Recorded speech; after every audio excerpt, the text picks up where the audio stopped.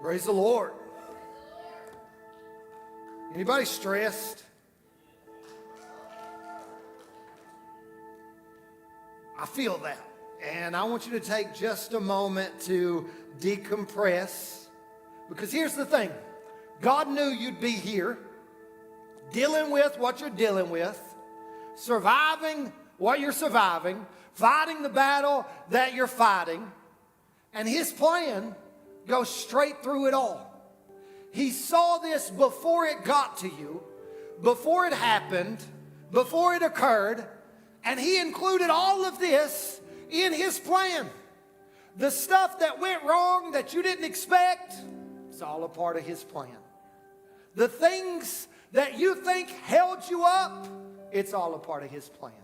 The thing that you think delayed you, it's all a part of his plan. So I don't know who needs to hear this morning, but you can exhale, you can breathe a little easier, because this wasn't in your plan, but it was in his. Give God some praise.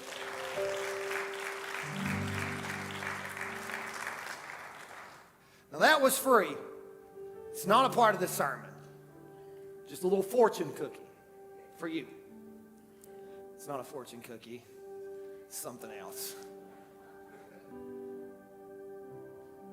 So I want to start a brand new sermon series today. But before I tell you the title, how many of you know the verse that says, delight yourself in the Lord and he'll give you the desires of your heart? How many like that verse? How many of you have a desire that you want God to move in? Something you want him to bless you with, something you want him to give you. The Bible says he will if you delight yourself in the Lord. And what that really means is if you'll care about what he cares about, he'll care about what you care about. If you'll make his desire your priority, he'll make your desire his priority. And there's one thing that Jesus really cares about that I think the church world as a whole isn't concerned enough about. And that's why the sermon series we're starting today is entitled Alternative Witnessing. It's not coming up for me, so you'll have to help me out back there. There we go. Alternative witnessing. Matthew chapter 28 ends the Gospel of Matthew, and verse 18 says, then Jesus came to them being his disciples, his followers, and he said, all authority in heaven and on earth has been given to me. How many of you are thankful for that? That he's in control. Therefore, here's a little Bible study practice. Anytime you see the word therefore, you have to ask yourself, what is it there for? Drop a little seminary on you.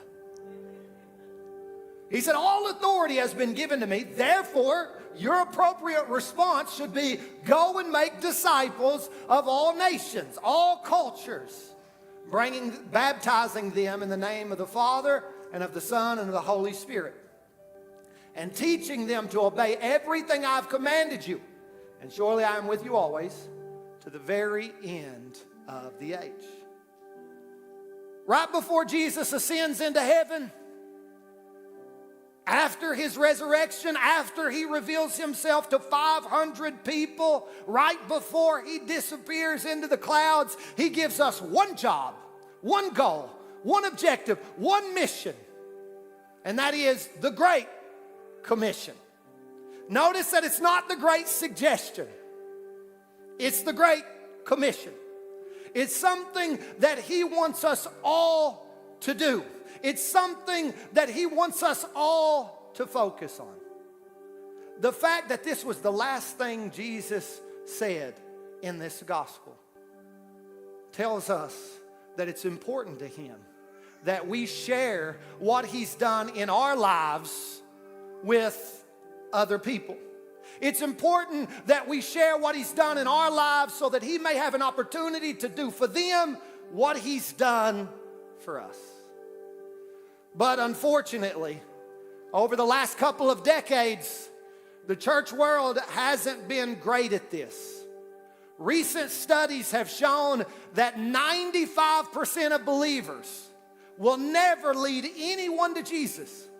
And 80% of believers hardly ever attempt to do it at all. So only 5% of believers will be successful, and 80% of believers won't even try. So as I prayed this week, I came to the conclusion that maybe we're looking at this the wrong way. Maybe we're looking at this subject, this topic, the wrong way. Maybe it's time to look at new approaches and alternative ways to witness. For example, is it possible to lead someone to Jesus without saying a whole lot? Is witnessing all about the words we use and when we use them? Does it all come down to charm and charisma? That's why I'm so good at it. No. Has anyone ever made a significant impact without relying heavily on public speaking or having an advanced knowledge of apologetics? I know all of you who are introverts are hoping so, because it's hard. It's hard to instigate a conversation with someone that you don't know very well. And it's even harder to instigate that conversation around something as important as eternity. Sometimes when we think about witnessing, we imagine ourselves leading people to Jesus, and we wrongly assume that we can only do that through our words. But in Matthew chapter 25, we read about a group of people who were blessed by God and made a tremendous impact, and we're never told a single thing that they said. Matthew chapter 25 verse 34 says, "Then the king will say to those on his right, 'Come, you who are blessed by my Father. Inherit the kingdom prepared for you from the creation of the world.'" This group of people was blessed by the Father. They inherited the kingdom of heaven. They made a tremendous impact. And here's what they did. "For I was hungry, and you fed me. I was thirsty, and you gave me a drink. I was a stranger, and you invited me into your home. I was naked, and you gave me clothing. I was sick, and you cared for me. I was in prison, and you visited me." We don't know what denomination they came out of. We don't know whether they were Pentecostal or Baptist. If you're Pentecostal, let me hear you. If you're Baptist, remain silent. We don't know whether they believed in the Trinity or Jesus only. We don't know what they thought about the spiritual gifts. We don't know how they seen critical issues and situations. All we know is when somebody was hungry, they fed them. When someone was thirsty, they gave them drink. When someone was naked, they clothed them. When someone was sick, they visited them. When someone was in prison, they went to them. That's what we know. What were these people doing? They were witnessing, but they were doing it through their works, not their words. It's the same thing we see a woman named Tabitha doing in Acts chapter 9. Verse 36 says, "There was a believer in Joppa named Tabitha. She was always doing kind things for others and helping the poor." Tabitha had a positive impact on an entire community of people. So much so that when she died, everyone was so grieved that Peter had to come raise her from the dead. Talk about life insurance. Tabitha had that kind of impact, and we're not told a single thing she ever said. We're just told that she was always doing kind things for others and helping the poor. So let me ask you, what would others say you're always doing? Would they say you're always encouraging, always complaining, always critical, always negative, always working, always volunteering, always on your phone? Would anyone ever say you're always doing kind things for others? If I polled 100 people that know you, could I find 1 out of 100 that said they're always doing kind things for others? What's the last kind thing you did for someone that you're not related to? When's the last time you went out of your way for someone that you're not related to? It's a little sad when you think about it, but you'll stand out in this world if you're polite, well-mannered, and good to people. It doesn't take much for us to separate ourselves. Hold the door open for someone. Ask the waitress how she's doing. Buy someone a cup of coffee. Check on someone who seems to be having a bad day. Take the time to help someone move and don't let them pay you for it. Be a good friend. You might be surprised at how easy witnessing becomes when you focus more on your works than your words. You might be surprised at how easy it is to lead people to Jesus when we start with kindness. So that's where we're going to start this sermon series, with politeness, with genuineness, with sincerity, with manners, with kindness. Something that should come naturally to us. Something that should come easy to any follower of Jesus. The first fruit of the Spirit is love. We should be nice people. I don't know if you know that. I'm going to let that sink in. As Christians, we should be nice people. So, obviously, we can be nicer. Can we all agree? We can be nicer. So how do we become nicer people? It's not as simple as smiling more. It's not as simple as doing nice things for the people around you. It's deeper than that. So I'm going to tell you how we can be kinder people. Number one, we have to see the needs of those around us. This is difficult to do.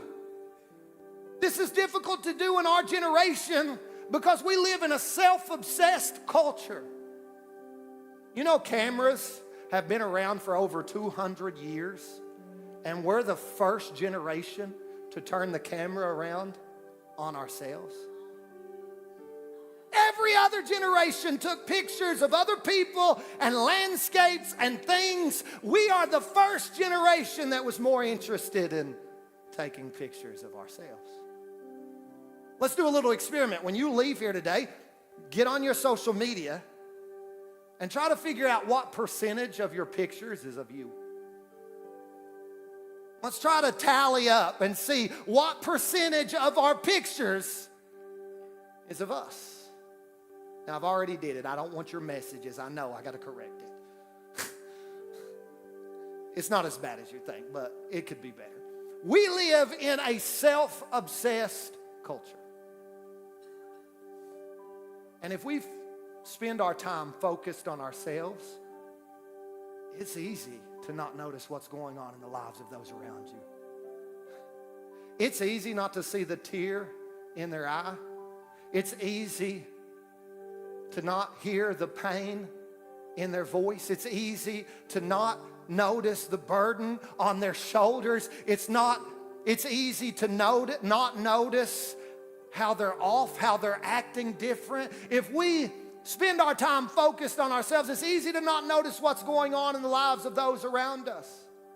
1 John 3:17 says, if anyone has material possessions. Now, if you don't have material possessions, you don't have to listen to the rest of this. You're disqualified from having to follow this verse. But if you do have any material possessions, you got to listen up. If anyone has material possessions and sees a brother or sister in need, but has no pity on them, how can the love of God be in that person?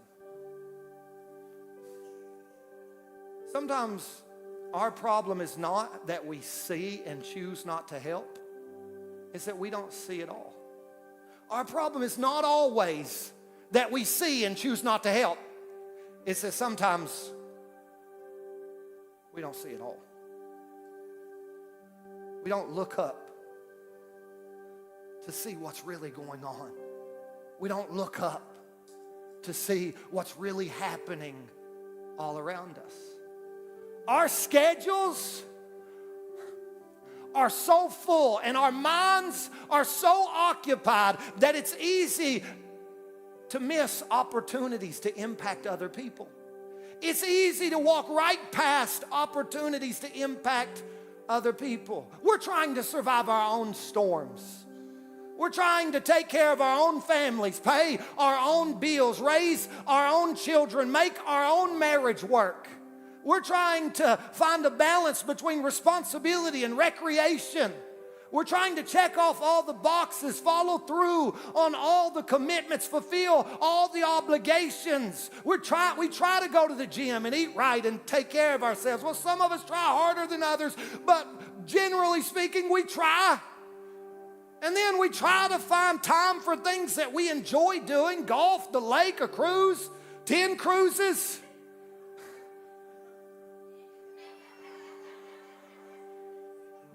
The point is, our schedules are so packed and our lives are so full that it's easy to miss opportunities to fulfill our purpose, our number one purpose, and that is to care for people.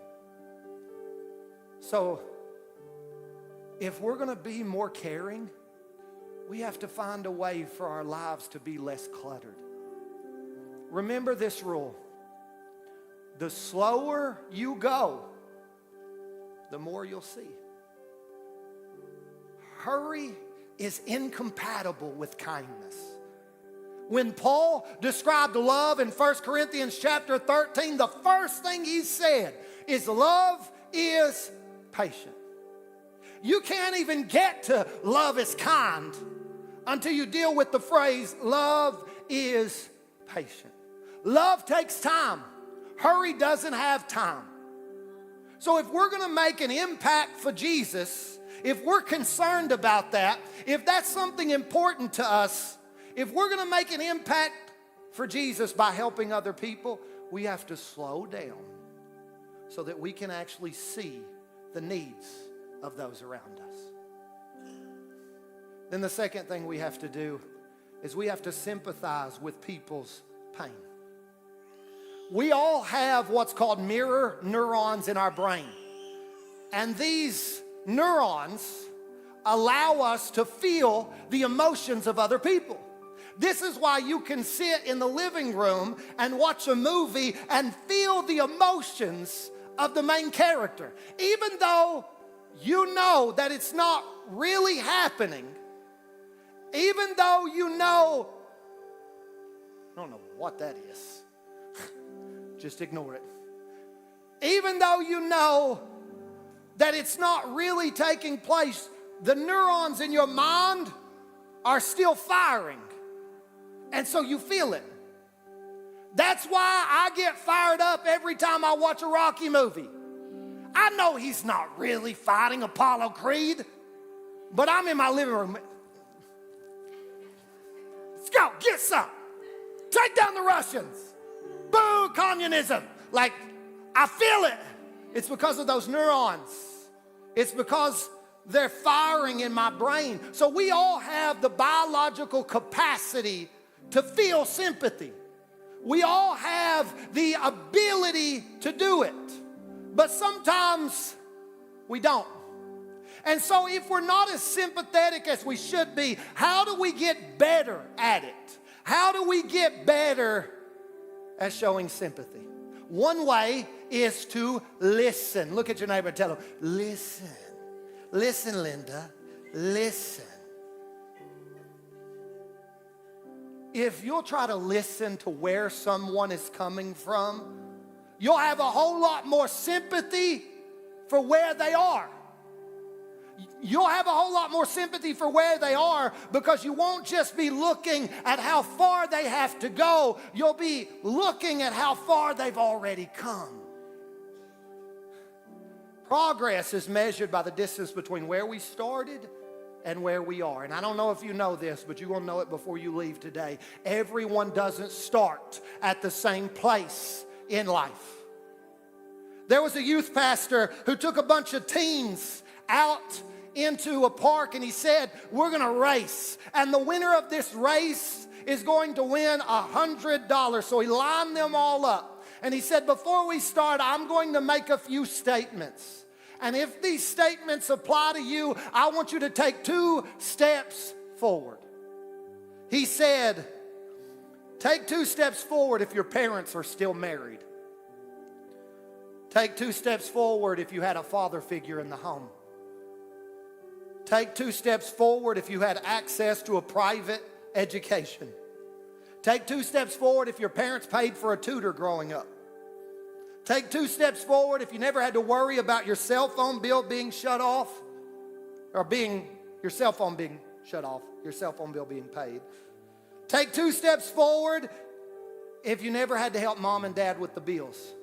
Take 2 steps forward if you never wondered where your next meal was going to come from. After he said all of those statements, he told the teens, look around. And everybody was at different places on that field. And then he said, every statement that I just made has nothing to do with anything you've achieved or you've accomplished. And we would be foolish not to recognize that everyone doesn't start at the same place in life. There's no excuses. You have to run your race and I have to run mine. I can't feel bad because I was blessed, and you can't have a pity party because you didn't have as much as someone else. We all have to run our race, but we can do so with an understanding that everyone's starting line is not the same place. Sometimes we'll have more compassion for someone if we realize they may not be as far along as we are, but they've made a lot of progress based on where they started. I don't know who needs to hear this today, but God is proud of you. I know there's people in your circle that are critical of you, and they're critical of you because they don't really see how far you've come from where you started. All they see is that you're not where they think you should be, but I want you to know that God is proud of you. God knows you took less and did more with it. God knows that you didn't have someone making you go to school. God knows you didn't have someone looking out for you. God knows you had to walk that path by yourself. God knows you had to figure it out because no one was giving you a handout. No one was helping you. I don't know who needs to hear this, but God is proud of you. He's proud of the progress that you've made. And if you're here and you're listening to this sermon, I want to challenge you. The next time someone is getting on your nerves, trying your patience, the next time they feel like a burden, instead of asking what's wrong with them, start by asking what happened to them.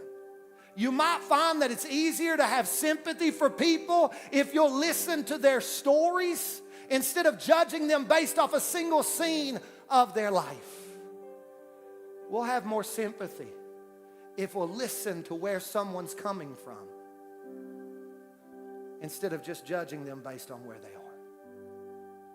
We have to show sympathy for others. And then the last thing we have to do is we have to seize the moment to help. I'm going to let you in on a little secret. Anytime you have an opportunity to help someone, it's always going to feel like an inconvenience. It's always going to come as a disruption to your schedule. You're always going to have other things that you could be doing.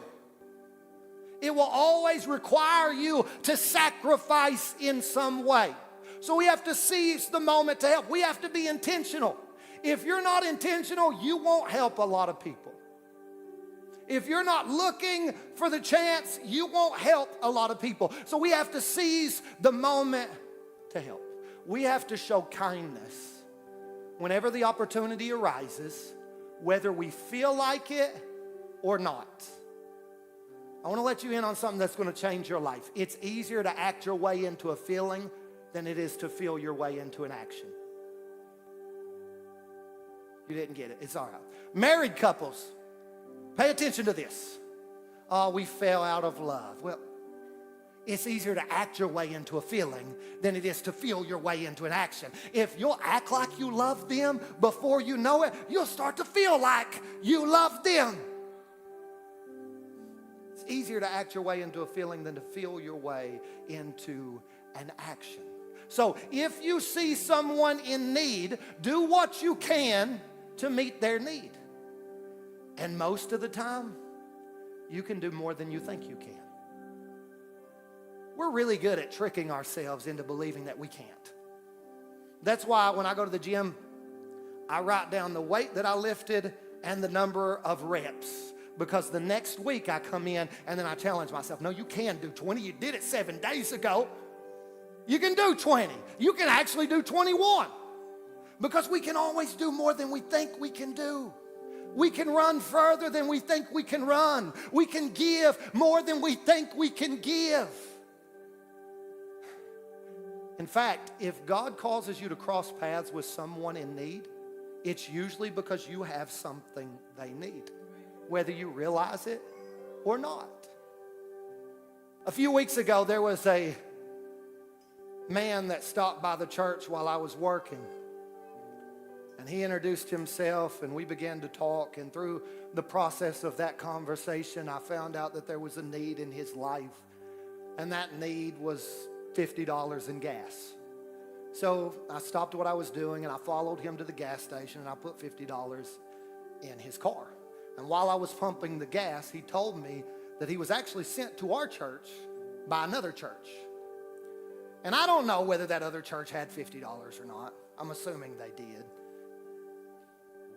But if I could talk to that pastor, I would tell him what I'm telling you.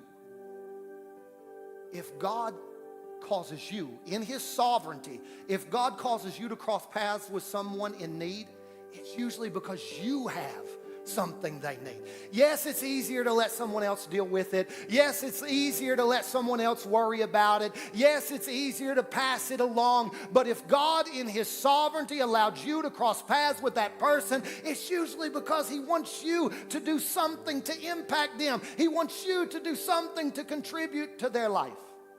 Think about the parable of the Good Samaritan.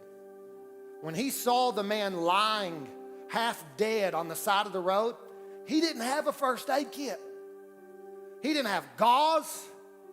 He didn't have disinfectant. He didn't have an antibiotic. But he wanted to help. So he thought about what he did have. And he figured out, I have oil and wine. Alcohol sanitizes. Oil soothes. You see, he may not have realized it at first, but because he wanted to help, because he wanted to get involved, he realized that he had exactly what the wounded man needed. When God causes you to cross paths with someone in need, it's usually because you have something they need. So, when does God expect us to help someone? When we see someone who needs help. Galatians chapter 6 verse 10 says, whenever we have the opportunity, we should do good to everyone. Now that may look different at different times and different places. We have to be wise as serpents and harmless as doves. If I know you're struggling with something, I'm not going to give you something that's going to be a hindrance or a stumbling block. If you have a substance abuse problem, I'm not going to hand you $500 in cash, but I can find a way to help you without giving you cash. See, that's how you disqualify yourself sometimes. You think, well, I can't do this, so I can't help. No, if you get creative, you can figure out a way to help. If you really want to, you can figure out a way to help. It comes in different ways, in different forms. If you've laid on the couch the last 45 days, I'm not paying your TV and internet bill. In fact, it's probably a bigger blessing if you don't have TV, if you don't have internet. Maybe you'll read a book. Maybe you'll read a book called the Bible. Change your life. That help comes in different forms and different ways. But the Bible is clear. Galatians 6:10 is clear. Whenever we have the opportunity to do good things, we should. Whenever we have the opportunity to be kind, we should. Whenever we have the opportunity to contribute, we should. When should we do it? Whenever. Not whenever you feel like it, whenever the opportunity arises. So, as we start this sermon series, I want you to focus on witnessing this week. But I want you to focus on witnessing from the perspective of doing something kind for someone. Well, I don't have a whole lot of money. Great! Me either. But we can do something. We can do something. I can buy someone a cup of coffee.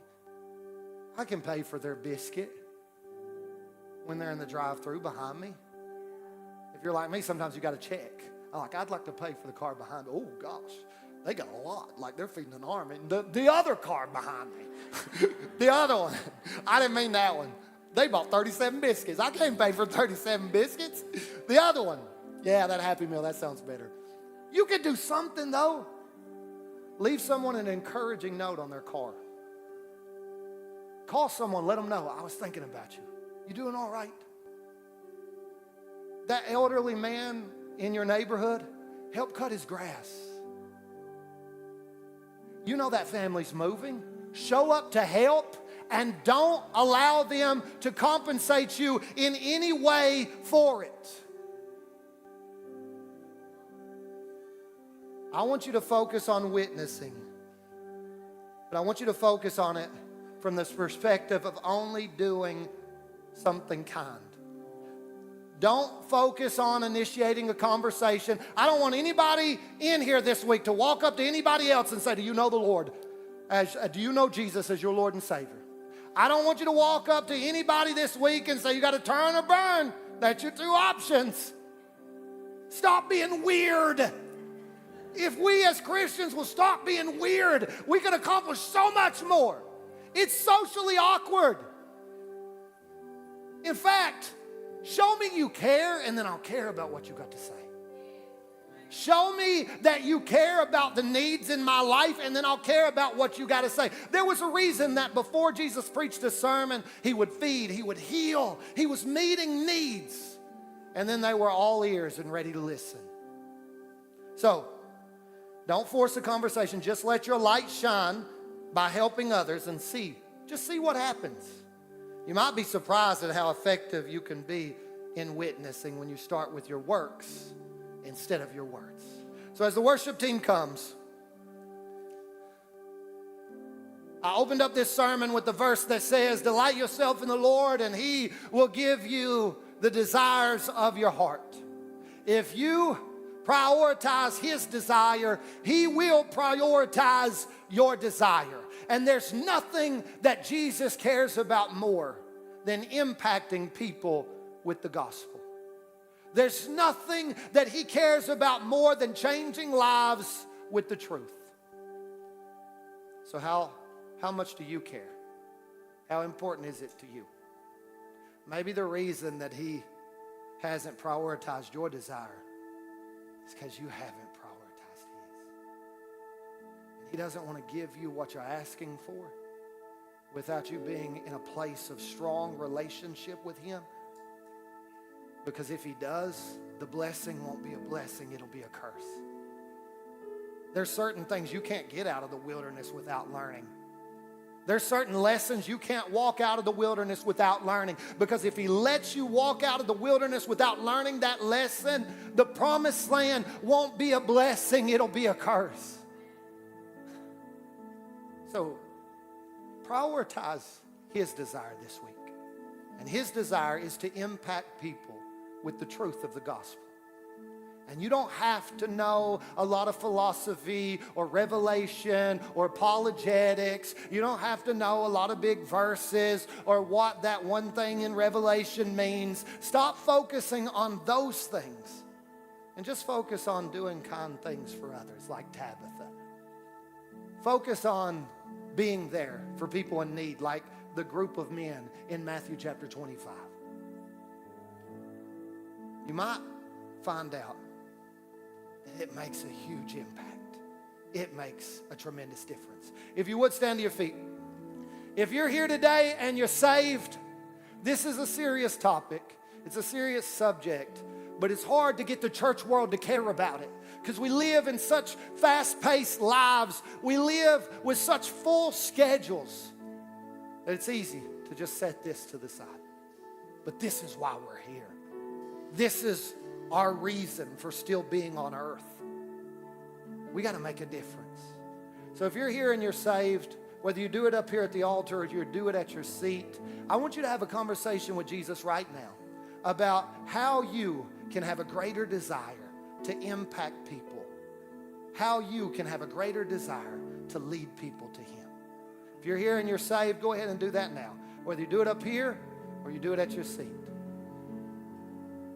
If you're here today and you're lost, I want to give you the invitation to know Jesus. I smile when I say it because it is the best decision you will ever make in your life.